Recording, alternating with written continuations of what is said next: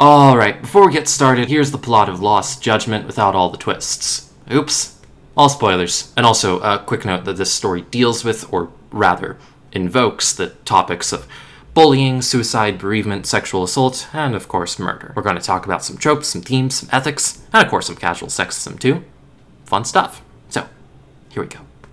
It's 2008, and a student, Mitsuru Kusamoto, is being bullied at Kurokawa Academy, a Japanese private high school. His bullying is reported to his homeroom teacher, Yu Kitakata, by a classmate, Yoko Sawa. Kitakata, in order to collect evidence of the bullying, places a hidden camera in the classroom, and from this obtains footage of several of his students bullying Mitsuru. The same day as this footage is recorded, Mitsuru attempts suicide before Kitakata can intervene. The suicide attempt fails, and he falls into a coma, which goes on to last 13 years. Kitakata is fired as a result of this incident, and later goes off the grid, changing his name and identity to Jin Kuwana, and branding himself as a local Yokohama handyman. Feeling guilty about having neglected to intervene in time, Kuwana subsequently plots to go about exacting his idea of justice on all the bullies who pushed their classmates to suicide. He approaches the parents, asking if they'd like to get some real justice for their children, and then goes and kidnaps the former bully and encourages the parents of the bullied child to murder them. The first such victim is Shinya Kawai, the one who bullied Mitsuru, and the first such murderer is Reiko Kusamoto, his mother and the vice minister of health in Japan. He continues doing this for 5 years, amassing 7 victims. To do this, Kuwana enlists the criminal accompliship of Mitsuru's other former bullies, using the video that he recorded as blackmail material, and preserves Kawai's body on ice to use as further leverage over them. In 2018, Akihiro Ehara sues Seiryo High School over the suicide of his son, Toshiro, who was bullied by Hiro Mikoshiba, a classmate of his. No substantive evidence turns up on account of tampering and obfuscation by the school board, and the perjurious testimony of Yoko Sawa, now a teacher at Seiryo, who was pressured into keeping quiet about the truth. As such, the case is dismissed. In 2021, Kuwana helps Ehara exact revenge on Mikoshiba. Ehara and Kuwana hatch a plot to make a public mockery of the Japanese justice system's failures, which involves Kuwana posing as Ehara and staging a sexual harassment incident with the help of Yui Mamiya, one of Kuwana's blackmailed ex-students, in order to furnish Ehara with an alibi for the murder of Mikoshiba. Ehara's sexual assault case is taken on by defense attorney Saori Shirosaki, and 2 months later, the court declares Ehara guilty and gives him a 6-month sentence. As he receives this sentence, Ehara cryptically reveals the identity and location of Mikoshiba's corpse. Shirosaki finds this suspicious and contacts Takayuki Yagami, the protagonist of the Judgment Games, asking him to suss out what in the heck is going on. Yagami and his colleagues deduce and uncover all this with their detective skills. There is a conspiracy with a gang, Reiko Kusamoto's political rivals, and a bunch of other people who they confront, indict, and/or beat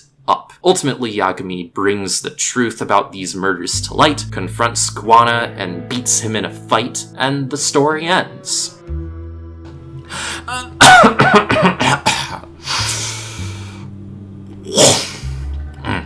Okay, now I don't have to play along this fucking like an ace dragon attorney twisty ass bullshit.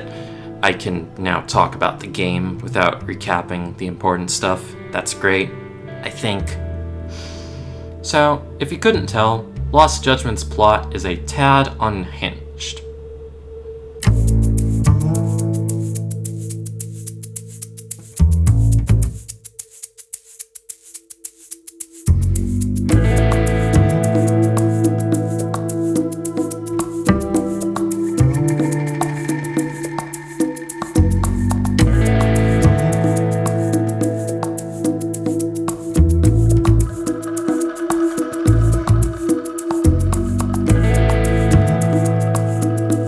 Okay, so one minor note before we start. Lost Judgment has a little story DLC called The Kaito Files, which could be quite good, but doesn't look worth $50. This video is not about that DLC. If I ever play that DLC, maybe I'll make a follow-up video. If you think you might want that, back the Patreon, and maybe I'll consider it. Now then, the first Judgment, developed by Yakuza series creators Ryuga Gotoku Studio, and released in Japan in 2018 and elsewhere in the world in 2019, is a game that I quite enjoyed. It's a Yakuza game, meaning it has the various trappings of Yakuza games that you might have heard about, from the distinctive free-roam town/real-time action combat random battle gameplay, to the wealth of activities and diversions you can do speckled all about, and also the plot, which is still, at its core, the sort of wildly implausible, thrilling criminal conspiracy that you'll be used to if you've seen any of these games to the credits. But it's also a detective-themed game, and a send-up of the mystery genre, meaning that its story is structured as a murder mystery, and there's also some more detective-like flourishes in the gameplay loop, like interrogating witnesses or snooping around for clues. The story is fun, the detective stuff is fun, the game is fun. It's also, quite notably for our our purposes today, reasonably thematically cohesive. If you've played any Ace Attorney game, you've seen this game's basic thematic thrust. The justice system turns out skewed and often unjust results by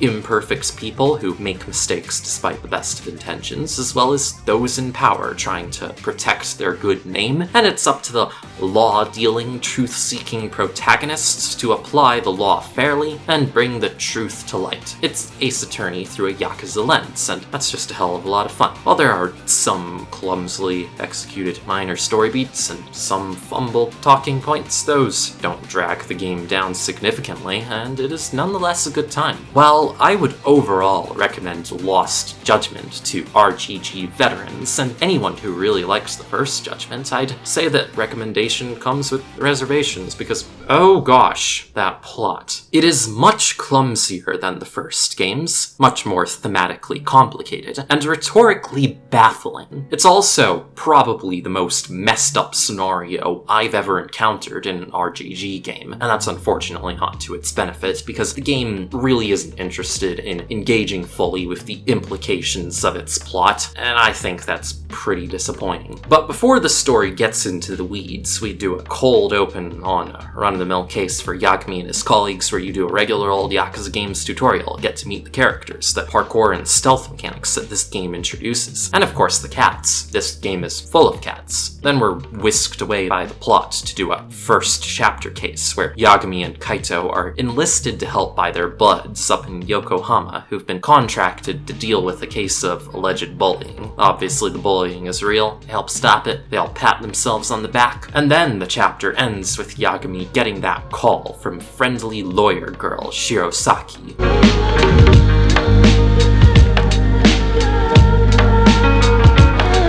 Before I continue, it's important to note that the bullying of which this game's story speaks is very much a real problem that plagues real-life Japanese schools, and also that I don't know shit about it. I am not Japanese. I have never been a student in a Japanese school, and I have no connections to anyone who has ever been.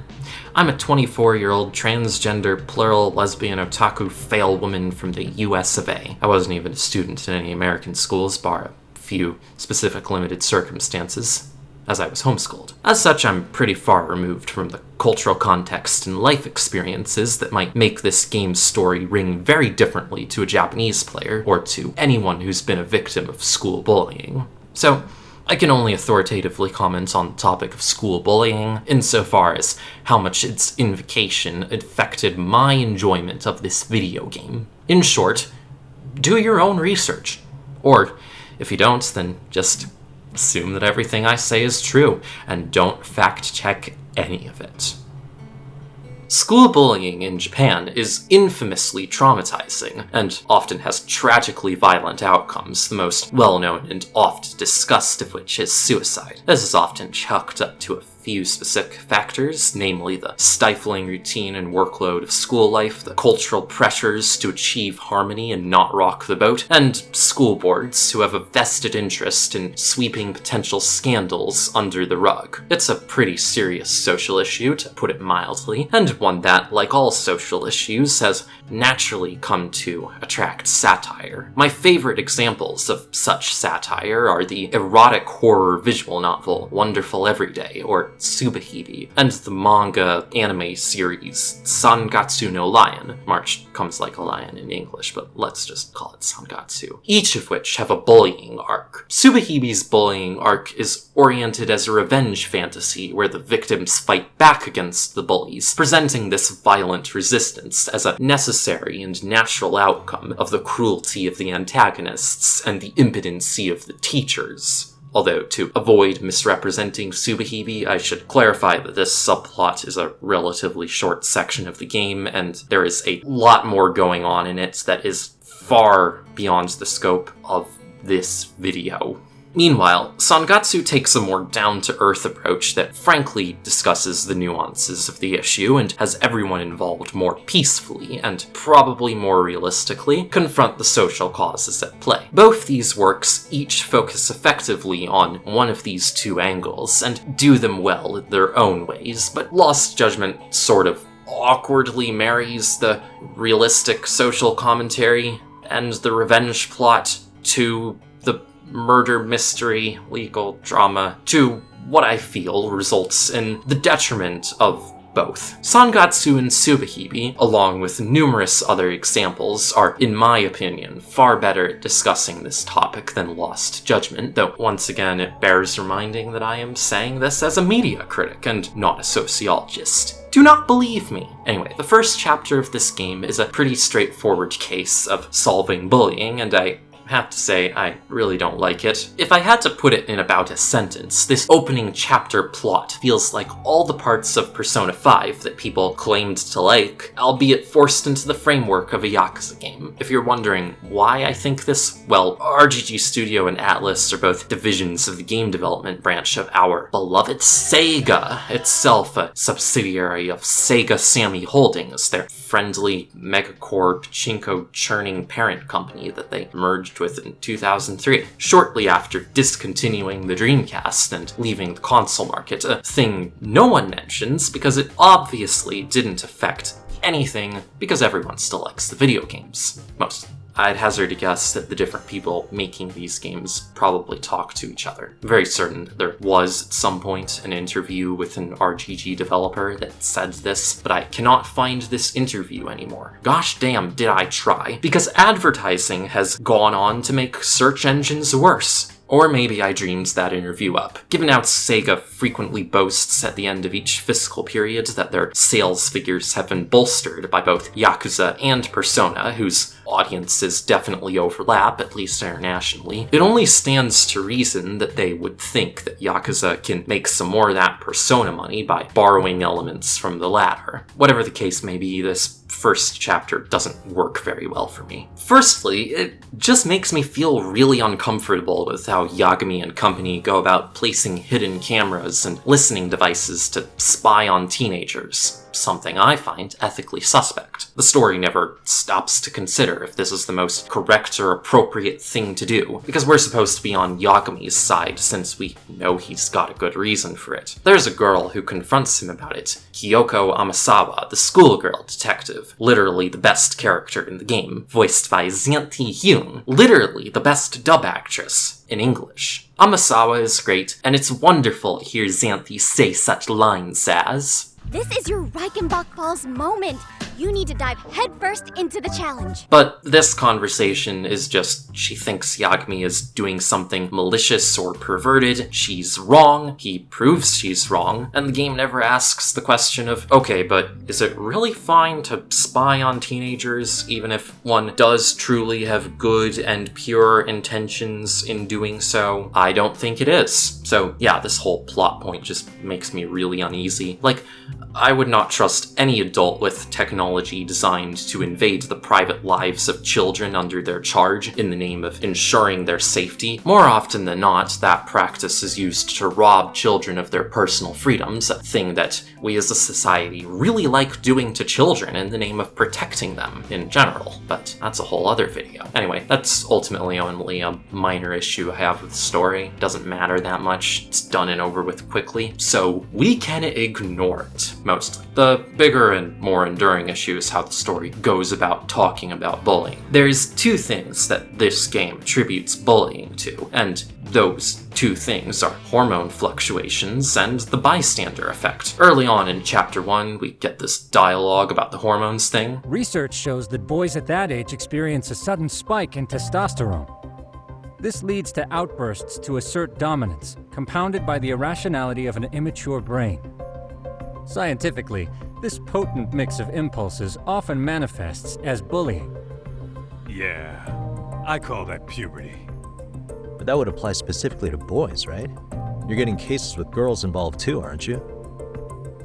With girls, it's more likely rooted in oxytocin, a brain hormone that also has links to bullying. So, I don't know if this is true, and if so, to what extent. I did try to do some cursory research, but I didn't find any definitive answers. However, I am fairly suspicious of how this dialogue uses the scientific argument of the impact of oxytocin and testosterone on social behaviors to suggest that bullying is basically human nature, and especially in how it genders the two. Oxytocin and testosterone testosterone make girls and boys, respectively, be mean sounds like a rationale that is at best very reductive and at worst outright pseudoscientific. But let's just assume, for the sake of argument, that it's true. Alright, well, what about all the other reasons why bullying happens? Like social and cultural pressures. For example, one character who appears in this game is Akane, you know, the girl who is in on the bullying for...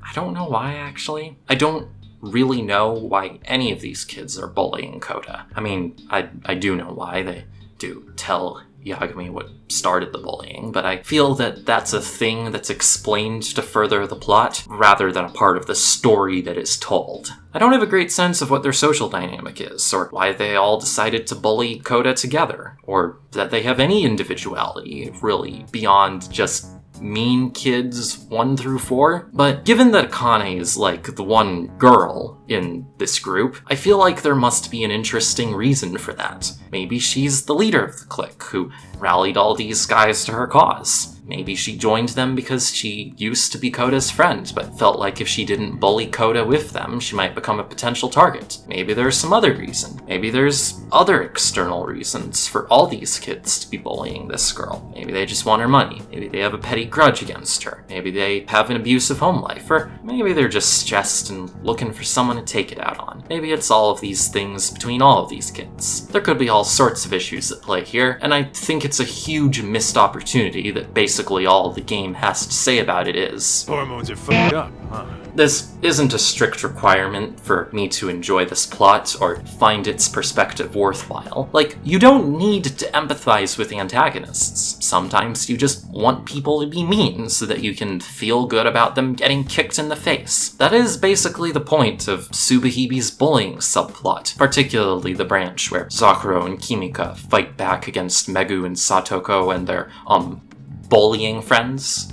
客観的に見てさ、なんで苦しめられてる人間が死んで、あいつらがのうのうと生きてるんだか、全く納得できなくなったっつうこと。だから、殺されるぐらいなら相手を殺す。そういう考えに至った。They do a lot worse than bullying in the other branch. I can't show you. It's YouTube illegal and kinda disgusting. I think that plot works precisely because it doesn't justify the actions of their bullies. It doesn't say that they've got the bullying hormones, it doesn't try to make them sympathetic in any way. They're just a bunch of mean bitches, and we're supposed to be happy when Kimika fights back against them. Similarly, in Lost Judgment, if they wanted to just make these characters mean, they could have just not said anything about the hormones. They could have just said these people are bullies and left it at that. I mean, the Yakuza games up till this point have been doing just fine letting you kick random gangbangers in the face without telling you they got the criminal hormones, and that was fun, we all had a good time. But because this game doesn't go into any further detail about why bullies are bullies, it comes off pretty much like that. These kids have the bullying hormone. Is that their fault? I don't know, but they're pulling a knife on Yagami, so it's fine to beat them up,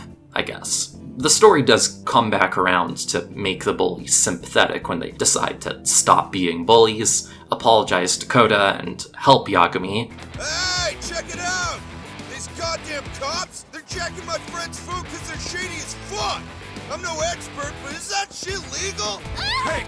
Kirby Cop! And that's nice and cool and everything, and something that can also work without the hormones thing. Like, for example, how it works in Sangatsu. Hinata's bullies apologize, there's a mutually amicable and peaceful resolution, and the story discusses and sympathizes with the broader social circumstances that pushed them to bullying without condoning or excusing their actions. Like, maybe teenagers are just dumbasses who don't always foresee their actions having consequences, or are afraid to change even if they do, and most people are just trying to do good at heart and will come around when they realize that their bad actions have negative consequences. I don't know, it's just a thought that there is. Anyway, the story hasn't got anything to say about the social conditions that might have led these kids to start bullying. It does, however, have a bit to say about the conditions that lead others to allow bullying to continue, and in this, the bystander syndrome is cited. And this isn't wrong, although I feel they don't adequately address the potential social causes of this phenomenon. Like, for example, the cultural pressures to not do anything when you have a life, and standing up to bullies might get you in actual trouble beyond just being embarrassed. Everyone we've talked to who's either stood up to bullies in their time or known someone who has spoken of being met with discipline or even expulsion, even though they were the ones being aggressed. And in other contexts, standing up and speaking when you see a wrong being done could be met with violence or losing employment or legal repercussions or what have you, so it goes beyond simple embarrassment, to say the least. We could probably, as a society, I imagine, be doing more to encourage people to not ignore injustices beyond just appealing to their moral sense, but that's also a different video. Overall, I feel like this entire plot ignores the bulk of the actual systemic problems at play in favor of armchair psychology, which,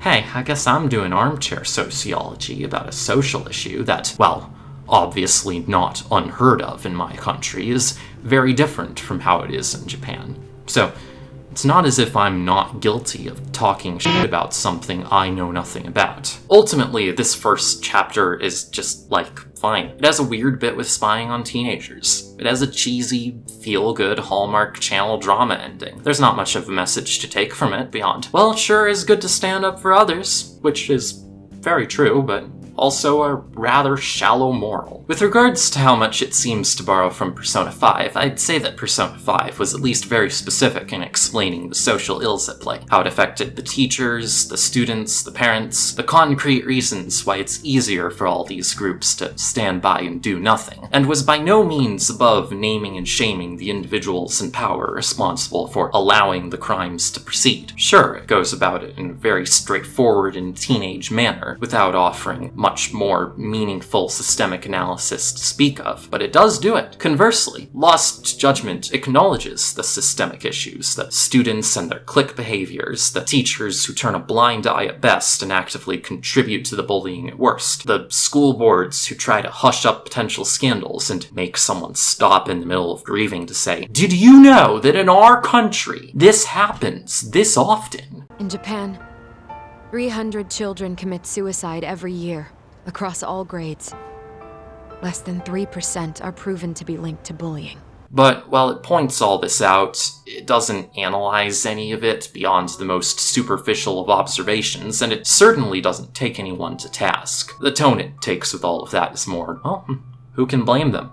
Folks gotta keep their jobs. Feels like it doesn't have the guts to blame anyone in specific besides just the system and human nature. Both things that are hard to get mad at because those things are the way they are. Doesn't really have much of anything to say about why they are the way they are or suggest those things could be changed, and thus no coherent solution is presented beyond encouraging individuals to lean into their better senses and just sort of going, well, hopefully good people will make the system good, which I suppose is the same thing that Persona 5 does, but anyway, Sangatsu also does this part better. Hi, Editing Audrey here, and there's one other probably sort of really significant critical difference that I forgot to mention, and it's that Lost Judgment's plot focuses on the perspectives of adults. Tsubihime, Sangatsu, and Persona, and all their various plots about bullying and harassment, focus on the perspective of victims, that is to say, the kids who are affected. And in what I originally wrote for this video, I spent a lot of time discussing how Lost Judgment is missing the perspective of the bullies, which it is, but I overlooked the perhaps even greater and more damning sidelining of the perspectives of the bullying victims. Like, we have Koda, who does get to say a small piece about how she just sort of put up with the bullying, and then Yagami and company helped her realize how bad she had it, but then she just talks about how she wants to play basketball, which is not something we care about, and then is never really relevant. ever again. Then we have Toshiro, who is already dead, and Mitsuru, who is already dead. And then we have 7 other unknown bullying victims. 5? Right. Yeah, 5 other unknown bullying victims who Kuwana at some point took revenge for. They're already dead. And their voices are just not relevant to the story at all. Instead, the story chooses to prioritize the voices of the people who, let's not mince words, weren't there for the kids when they should have been. Not to say that the feelings of the teachers and parents aren't worthwhile perspectives to include, but it does kind of brush aside their part of the fault for ignoring the bullying in the first place, and it also doesn't deign to inquire how the victims would feel about an ex-teacher inciting their parents to murderous violence on their behalf. Unlike in Tsubuhibi, where the revenge is exacted by the actual victims of the bullying in direct self-defense against their immediate aggressors, and then they stop once the bullies back off. In Lost Judgment, it's done long after the fact by people who weren't even the primary victims, and who really bear a lot more fault for not helping when they should have. And really, that line of thinking puts this story in a really, really dark light. Anyway, I'm gonna just stop now. I appreciate the earnestness of this arc, the hopeful note that this concludes on. I think that the confidence and strength of this writing elevates this ending scene to the point where I at least don't find it outwardly cringe. But overall, I genuinely just do not think that the Yakuza formula is equipped to deal with this kind of nuanced social issue where there's specific problems and sides. We've seen this kind of fumbling before in Yakuza 7 with illegal immigrants and sex work, in Yakuza 5 with idols, and now here with bullying. The writers of these games seem to like gesturing at these sorts of things and making a few genuinely salient statements, but ultimately their attempts to comment on these issues don't work when they have to be crowbarred into the fantastic conspiracy plot in this manner. They just don't have the sensitivity or sense or interest to write this sensibly with an eye towards actually acknowledging what the real issues and their causes are. The events of the first chapter are relatively segregated from the main story, almost making it so that we've now had to play 2 prologues, and I'd imagine that it's almost representative of the game trying to tell 2 completely different stories. The bullying drama and the conspiracy drama, and the former doesn't really get a chance to play out to its fullest and best because it's forcibly truncated by the game's need to move on to the latter, which I guess we may as well start doing ourselves, because gosh, I've said entirely too much about this game's first few hours. I hope you all are prepared for me to list off everything that I do not like about this game that I do not like, or don't like as much as I want to, at least. Maybe we'll talk about that.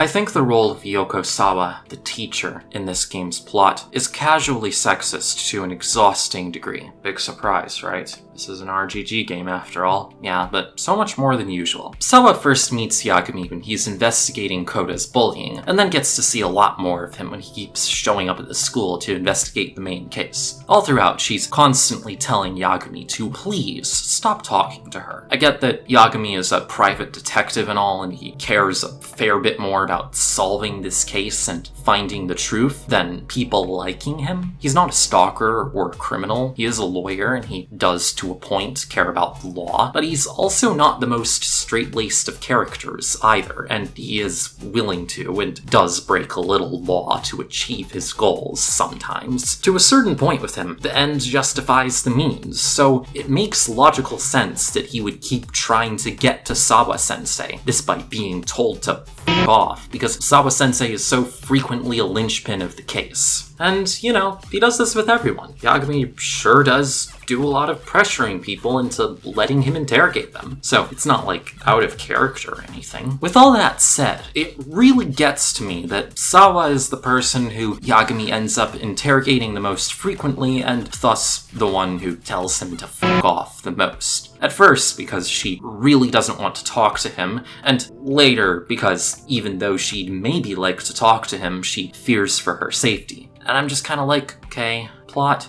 why must Yagami go bother this poor woman again? She's been through enough. It super doesn't help that one of the first things said about Sawa is that she's hot. Like, Kaito says that she's hot, makes a pass at her, and Yagami is like, bro, shut up. But oh boy, they really wanted you to know she's hot. And unlike Kiryu, who is a remarkably sexless protagonist throughout most of the series, Yagami fucks. Or seems to anyway. That first impression of being told that this woman is hot gives an entirely different texture to these later meetings with Yagami, where he, you know, a guy, is repeatedly showing up like, hey, please talk to me. And she, a woman, is like, no. Oh boy, I love gender. I think you have the key to that answer, even if you don't know that you're the one holding it. It's like a lock, and until I figure out how to get through it, I'm gonna keep picking at it. I told you, I'm late for a meeting. I'll be here when you get back. Have a good meeting. Suit yourself. And then Sawa dies. It's a pointless, cruel, and meaningless death committed by a gang boss to send a message. And that's the point of it, yeah. It's the death of an innocent to raise the stakes and show the villains mean business and all. I get it. I also fucking hate it. It's obviously fridging, yeah? But, you know, I've seen fridging. What I've also seen is a pretty recurring trope in the Yakuza formula, where RGG Studio just needs to kill off a woman to advance their plot. And that wouldn't be such a bad thing if not for the fact that women aren't allowed to do anything cool or interesting in these games. I could make a video talking about that. I did make a video talking about that, and I got rid of it because it was bad. Anyway, this worked better in Yakuza 4, 5, and 6, because at least there the dead woman had, you know, relationships with the relevant playable characters that I found believable and credible and were built up enough to make it hit hard when they get killed off, and 6 gets points for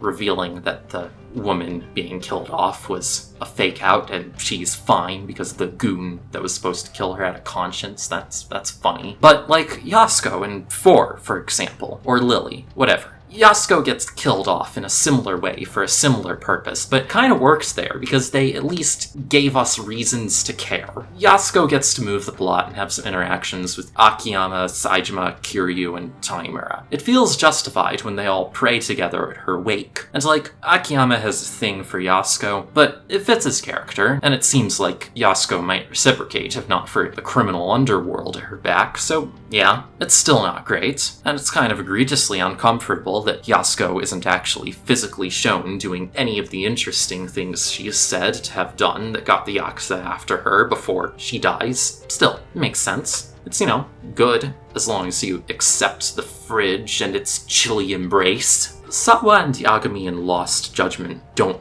have this factor for me. When Yagami later continuously brings her up, saying that the killing of bullies needs to stop, lest more innocents come into the crossfire, I can't help but think, bro, you didn't know her. She kept telling you to go away. Why are you being so weird about the woman you didn't have a relationship with? She wasn't going to fuck you. Yeah, okay, I realize that isn't funny, but like, that's all I can really think. I know that's not textually why he was talking to her, but it really does feel like that. I don't know. It just feels like that. I do not like it. So, yeah, that's that thing. Another thing that's stupid about this game. You know how earlier I mentioned that the antagonists stage a groping to fabricate a murder alibi? Yeah, That's a twist. We go through a huge chunk of this game thinking that Ehara, an ex-cop, harassed some poor woman on a train. Then it turns out that the sexual harassment was fake, that the woman who was supposedly victimized was, in fact, in on it. I don't have another word for it. That's just stupid. It could have salvaged that if perhaps they'd wanted to explore how Yui Mamiya was victimized in the course of being forced to play a part in a murder alibi. Then maybe they could have swung it, made the through line about her being victimized like cohesive somehow, but they don't do that. And in fact, Mamiya just kinda does nothing for most of the rest of the game after the fakeness of her sexual harassment is exposed. She tells them about the conspiracy and its motive and how they staged the incident, and that's kinda it. It's kinda made way worse by that before they find out, Sayori and Yagami go to interrogate Mamiya about the supposed harassment, and Sayori mostly says a bunch of platitudes about how good it is that she came forward. No, what you did was both brave and inspirational. Many victims are afraid to come forward for any number of reasons. Your voice might give them courage to find their own. You're such an inspiration! Oh, you were faking it to cover up a murder. This just feels deeply ill-advised, and I imagine, like, this particular game just really wanted to work sexual assault into its plot to feel like it's tuned into the zeitgeist to make that persona money again. But Lost Judgment has nothing to say about the topic of sexual assault. It's simply a prop in the murder mystery. This plot twist could have worked just as well with anything. Ehara and Kuwana could have faked any number of petty crimes to furnish him with an alibi, like mugging or shoplifting or vandalism or pulling a knife or whatever else, and the writers chose this one. And adding to the absurdity of this plot twist is that Ehara is said to have been a cop, which is never really relevant besides explaining away why he got such a slap on the wrist for the sexual harassment charge. But that's just hilarious also, that the story exchanged cop sexually assaults woman on train, a curiously specific and highly plausible chain of events for woman faked sexual assault to help cover up a murder, which is of course far less likely. I've got a funny anecdote about this one actually. In the mystery solving dialogue where Yagami draws this conclusion, you're asked to select it from a dialogue wheel, and I looked at that and was like, no, fuck no, and selected every other option. A friend of ours, who watched us play most of this game, commented that the various dialogues about the wrong answers made it feel like Yagami really didn't want that to be the answer, to which I said, yeah, I don't want that to be the answer either. Another thing that bothers me about this part is that when Yagami and company deduce that Mamiya is an accomplice, they also deduce the thing with Kuwana using the bullying footage to blackmail her. When they learn of this particular means by which Mamiya was victimized, they use the bullying footage to blackmail her. This, in itself, wouldn't be a bad thing if it didn't feel like the game twisting the knife on that they don't really care how she's been victimized. I can't help but feel a little sorry for Yui Mamiya overall. This reads like an absolute nightmare scenario to me. You were mean to some other kids in high school, like a lot of kids are. Maybe you were pressured into the bullying, maybe you had a difficult life, maybe your parents abused or neglected you, maybe whatever. Your actions have some unforeseen negative consequences, but you get on with your life because you can't let that guilt destroy you. And then almost a decade later, long after you've moved on, your old teacher shows up at your doorstep and blackmails you into becoming an accessory to murder. There's a lot of people in the past who we were mean to as a kid, as a teen even, once or a time another, when we didn't yet know any better. And, like, the thought of something from that long ago coming back to bite us, someone showing up at our door to say they hate us for that, let alone trying to blackmail us over it, that's fucking terrifying. And the fact that the game doesn't consider this entire plot development through the lens of Mamiya being a victim and being re-traumatized by Yagami making her go through this all over again, it feels like a pretty big narrative oversight. The same can be said for her other classmates, who are also being blackmailed by Kuwana in the same way, and similarly thrown under the bus by the story, albeit without the sexual assault thing. But they have much less screen time than Mamiya, and they're all guys, so I naturally have much less to say about them. It just bugs me in general that, the story never questions the notion that these people deserve some kind of comeuppance for bullying a child to suicide over a decade ago. Is encouraging a suicide tantamount to murder, especially when the ones doing it are a bunch of teenage dumbasses? I don't have any definitive answer to that question. Your own opinion will depend on your sense of ethics and perspective on the issues of bullying and suicide, and those could be radically different from mine. Legally, it's a very muddled question that would be answered very differently in different courts at different times with different case contexts. But personally, if I had to draw a line, I would say no.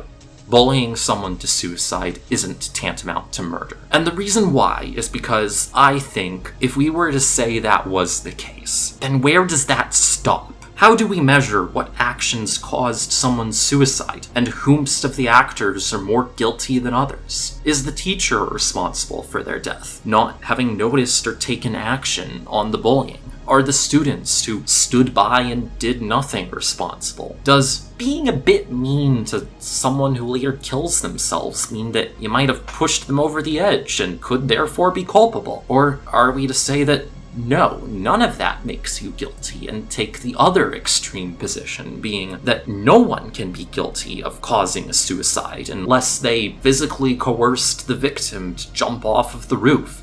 But even in that case, how do we decide that they really meant it? I genuinely do not know, but I would say at some point, after enough time has passed, it's really not worth punishing anyone. I don't know if y'all have noticed, but I consider myself pretty left-wing, and as a necessary result of that, I don't particularly believe in punitive justice. I don't think people should be sentenced to death, and I don't think people should go to prison. This isn't to say that I think someone who bullied a child to suicide is blameless or that they should face no consequences, but unfortunately our society isn't particularly equipped to deal with this kind of thing in a healthy way that would actually be meaningfully reparative. All that the system, and thus most people, can conceive of is punishing individual wrongdoers.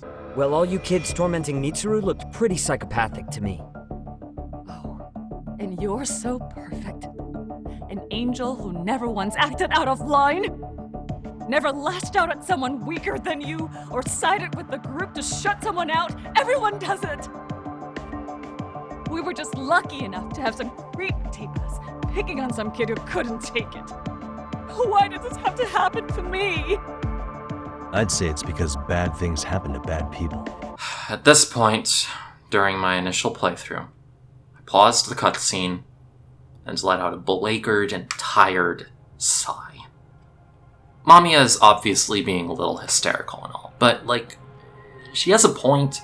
She isn't wrong. As much as she and her friends did to hurt Mitsuru as teenagers, the chain of events she describes sounds horribly traumatic in itself. Her teacher lying in wait with the evidence of bullying for nearly a decade so that he could come around and hold that over her head. That's legitimately fucked up. Does she deserve this? Does this fix anything? Sure, it doesn't seem like she or any of the others particularly regret their actions, but even still, is it worthwhile to punish her for the rest of her life after this, especially so long after the fact? But this story just dismisses all of these questions with that line. Of course she deserves to get punished. She's a bad person, and that's it. The issue that the story ultimately takes is with Kuwana's methods of blackmail and serial murder. And even then, it doesn't say that it's because it's not effective, but rather because it's outside of the justice system. And that's, kind of expected, given that this video game is, in part, a murder mystery pastiche. Particularly of Ace Attorney, a game series that I like, despite the fact that every episode of that series necessarily ends with the true murderer being exposed in court, arrested, and sent to prison. Things that I necessarily do not agree with because I disagree with the existence and functions of the institutions of the courts, the police, and the prisons. But hey, get what you sign up for when you want to have a good time with the detective lawyer game about exposing the real murderer and sending them to prison, that Lost Judgment goes so far as to say, whether deliberately or by oversight, that someone is still guilty of something they did 13 years ago as a dumbass teen who wasn't mature enough to foresee the consequences of their actions. It bugs me. Anyway, the other thing I have to criticize is just Kuwana, or more specifically, the plan he has. I just think it's stupid. Both in the sense that it doesn't actually do anything to stop bullying, and also, I don't think I see what it actually illustrates about, the thing that the game purports to be about. It's not really bad exactly. I mean, obviously this game is going to revolve around catching a murderer, and Kuwana sure is a murderer, or murder instigator if you want to be technical, and he sure is a villain in this pulpy murder mystery conspiracy story. I just don't get why this story needed to be about bullying. I don't get why it needed to be about sexual assault. It isn't really about bullying or sexual assault, it just uses those topics as props in the murder mystery. By the time we find out what Kuwana's motive is, the game has stopped being about bullying since about 15 and 30 hours ago, and it just feels meh. For all the reasons I've kind of already said. I do kind of like how Kuwana is sort of positioned by the story as something of an anti-hero, and got hella charisma. I want to like him. Given that I think both sides are wrong here, it's, from then on, the stuff that happens is just, conspiracy, fights, and then exposing the truth in court, and all that's entertaining and everything. All the normal things that I come to Yakuza games for. I mean, I also come to them for the thematically rich narrative wrapped around this hokey action crime plot, and that feels pretty thin in this game.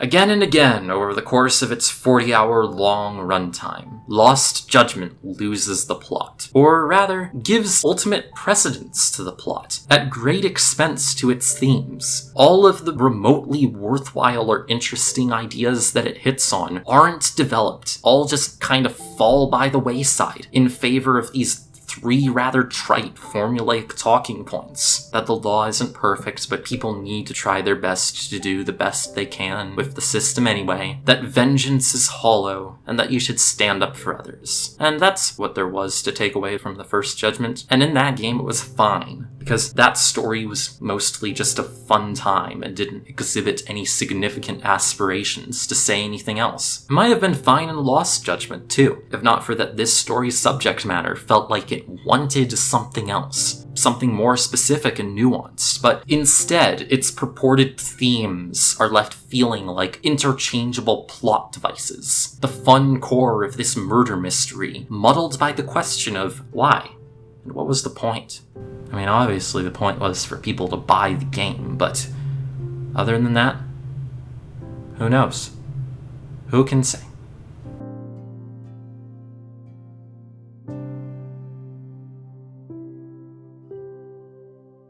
So all the stuff I said was genuinely what I figure I'd probably believe. But it bears clarifying. I still like this game. It wasn't trying necessarily to be super deep or thought-provoking or politically accurate. I'm sure the creators see it as a nice bonus if it's seen as such, but its ultimate goal is to, be a game that's fun to play with a story that's fun. And I think it is. I think there's a lot of things in it that are fun and good. There's honestly too much that's interesting and good about the optional content of this game, which is the case with every Yakuza game, but that'd require a whole entire separate video, and maybe we'll make that video, I don't know. I don't think borrowing from Persona is necessarily a bad thing. In fact, I think there's a hell of a lot of potential for good in doing that.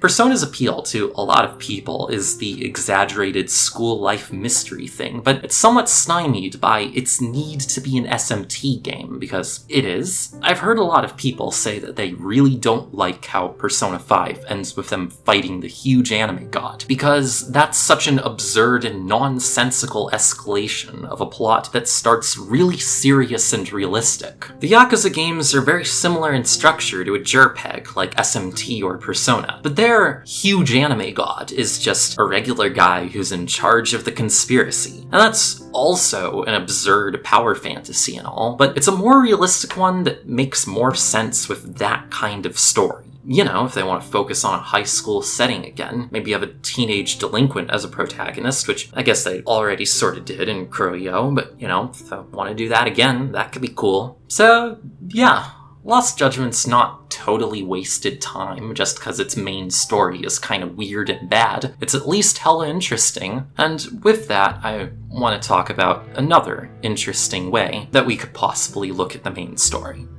About 2/3 or so of the way through the story, Yagami gets an audience with Reiko Kusamoto, the mother of Mitsuru, the bullied child whose suicide attempt started Kuwano's murder instigation spree. She tells Yagami about the events that led up to her murder of Shinya Kawai, how he didn't even recognize her or seem to regret anything he'd done, and that pushed her to kill him, a thing she states that she doesn't regret in the slightest. And I wondered, shouldn't she regret that? I mean, basically, all the stuff I've already said. I'm not sure if this situation warrants murder, or furthermore, if it's really realistic or interesting to depict the parent of a victim as desiring revenge like this. There's a significant contingent of friends and families of murder victims whose murderers have been placed on death row who advocate against the death penalty, so I don't figure it's unthinkable to suppose maybe some parents of children who died to suicide don't actually want revenge on the people who pushed them there, and maybe the story could have acknowledged that possibility, and that might have been something, but also, maybe that wouldn't have gelled with what it was trying to do. If someone is placed on death row for murder, the feelings of the victims' families don't matter. They can say they would rather not see the murderer killed, and the state will execute them anyway. So, aren't they kind of in the same position, where they don't get to have any meaningful hand in deciding what justice would be, and the state holds a legal monopoly on exacting violence and choosing when and where it's appropriate to do so? I mean, I, as some sort of dumbass anarchist, would say the state is pretty definitionally illegitimate and that the monopoly on violence they hold over the populace is unjust. As a general rule, I don't like violence, but I'm also not a pacifist, and I'd say sometimes maybe violence is maybe necessary. Although in a case such as what's depicted in the game, I'd say that death is a pretty unjustified response, but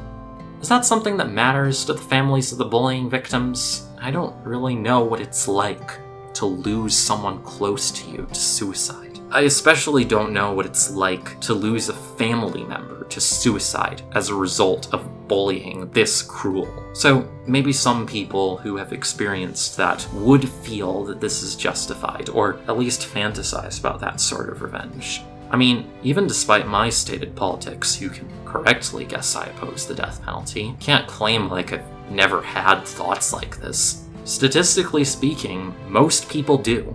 I may not know people who've endured bullying specifically in Japan, but I do know people who've been bullied. Some of those people know, or knew, others who attempted suicide as a result of bullying and negligence by the school they went to. Some of those people, actually, a lot of those people, scratch that. All of those people are queer. Almost everyone in our social circle is queer. If they're angry at and feel vengeful towards those who've bullied them, or their friends, or just people who bully others to the point of suicide in general, then I don't think I've got any right to criticize them for that. I believe their anger is justified, and I don't think I'd be able to fairly criticize them for acting on that, or thinking about acting on that. And if nothing else, this story definitely does focus a lot of attention on the grief and anger that these games' antagonists feel, and it cares a lot about portraying that effectively. It might be that this game is actually a really emotionally potent picture of that anger that resonates really well with people who've been in that situation and felt that way,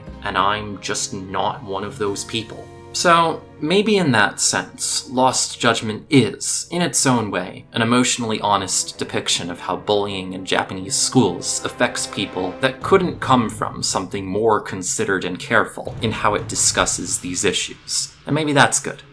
And I just don't see it. But my eyes aren't the only ones. Thanks for watching this. This was really hard to write, but I guess I did it. So, yeah, I'd Appreciate getting thrown a few dollars on Patreon or Ko-fi, and also subscribe or like or whatever. Share the video to whatever social media platform you use. Anyway, the important names are La La Lacuna, Pigeon, Tis, and Scimitar. And bye.